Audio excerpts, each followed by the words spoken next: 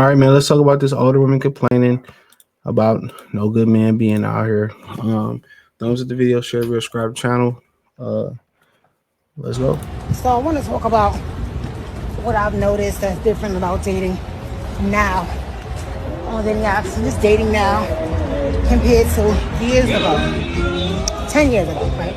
36 when I was, let's do 11 years when I was 25, right?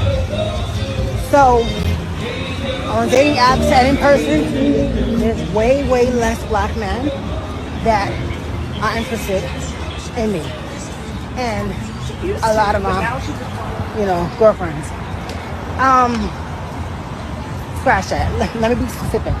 There's way less attractive, successful, eligible black men on dating apps and in person that ask me out on dates. Right? I think there are way more unattractive, old black men and just hood niggas who are interested in black women.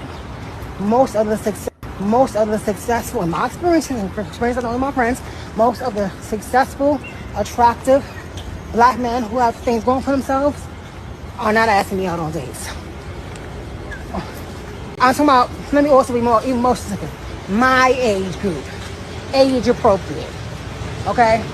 Because 25-year-olds, 24-year-olds, 23-year-olds, they're asking me out all the time. And I go along with them. So I want to talk about. All right, man.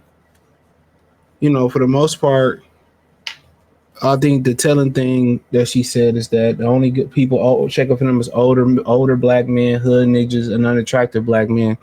And for the most part, that's what y'all dealt with when y'all was younger. And y'all prime, y'all dealt with pookies and the older sugar daddies to give y'all little stuff and buy y'all stuff, and the older guys in general may necessarily be sugar daddy, but y'all dealt with those type of dudes. You know what I'm saying? That's what y'all wanted.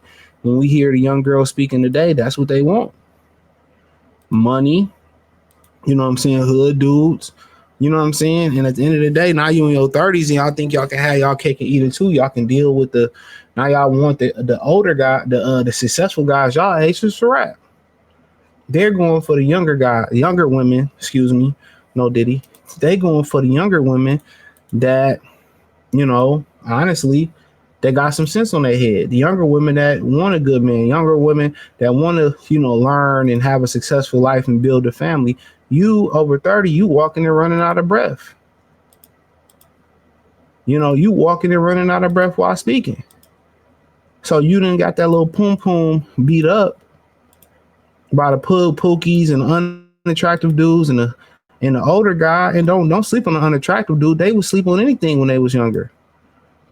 Remember on the not Breaking Bad, but on Jesus Christ, Super Bad, when he said, yeah, you remember the girls be like, oh, why did I sleep with that guy? I want to be that guy. Yes, they sleep with unattractive guys, bro. When that alcohol get into them, they ain't got nobody to hump on, and this guy the only one that's showing interest at the bar or something like that. Yes, that's what they do. That's what they do. And now that the dude then worked his 20s and this, a little bit into his 30s to his 20s, and now he had where he want to be, you think he should, get a used GameStop game and pay full price for it? I think not.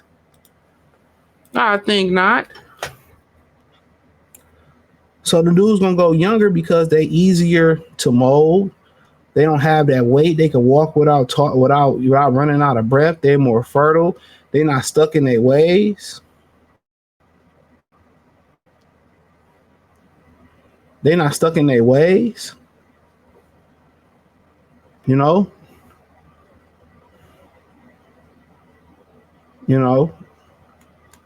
yes, y'all been dealing with them dudes, and we already the players out.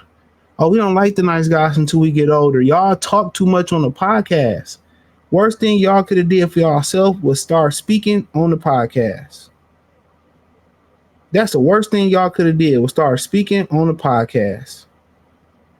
When guys used to tell guys this back in the day, Snow your stepdaddies, don't do this, don't do that. When guys used to say that back in the day, y'all, guys wouldn't listen to other guys.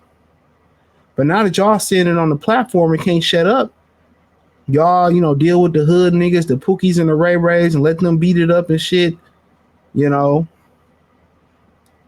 and then y'all settle for the nice guy, and then y'all still, while y'all selling for the nice guy, y'all still letting the Pookie and the Ray Ray tear that coochie up. Y'all still letting the Pookie and the Ray Ray tear that coochie up. Y'all be letting the provider husband pay for all the bills and do all that stuff for y'all. And then y'all still go back with the Pookies and the Ray Rays. What they like in the beginning was what they always prefer. Don't forget it. What they like in the beginning, all she doing is she's mad because those type of dudes at this point can't provide the lifestyle that she wants. The ring, the wedding, and they want the safeguard to do that. They only want the wedding. Most women only want the wedding for the aesthetics. That's why black women can't get married. That's why black women don't. That's why we won't marry black women like that, or just anybody, Brad, because they get married just for the pageantry. They don't get married for the pat or for the vow with the vows with God. Well, that's very serious. You took that pact with God, bruh. Why do you think divorced women stay losing? They never happy. They leave for no reason. So that's why all them extra pounds later, all that extra trauma later, and then they accumulate all this trauma. By they dealing with these dudes that, they don't talk about all the trauma they deal with getting cheated on. A lot of these women get grape soda out there. You ever dealt with a woman that went through that and they wake up in the middle of the night crying and shit? But like I say, in a lot of those cases, they put themselves in that position. They look attractive. Attraction is everything. Or I need to get my rocks off, and they take penitentiary chances. Or matter of fact, they take cemetery chances. Right? They take cemetery chances just to get some dick. You know how they say men take penitentiary chances to get some ass? These women take cemetery chances. They be meeting dudes at the bar they don't know from around the corner, don't know from school or nowhere else, and they sleep with them. They go home with them. And then when they get drugged or they at the trap house or, the girlfriend come in or they get caught up in a raid or they wake up and somebody drugged them, they trusted a guy they met at the bar. They trusted the guy they met when they shared a blunt with. They trusted these guys that they don't know nothing about, didn't do a background check, nothing. Let these dudes slide up in them at the bar. No condom on, going to the bathroom, sleeping with the bouncers, and they act like that don't count. They don't never count that stuff. But hey, it is what it is. Let me know what you girls and guys think. Appreciate the love, support. Thumbs up the video, share the video, subscribe to the channel, hit the Patreon, it's on the link in the description. I guarantee you won't be disappointed. Peace.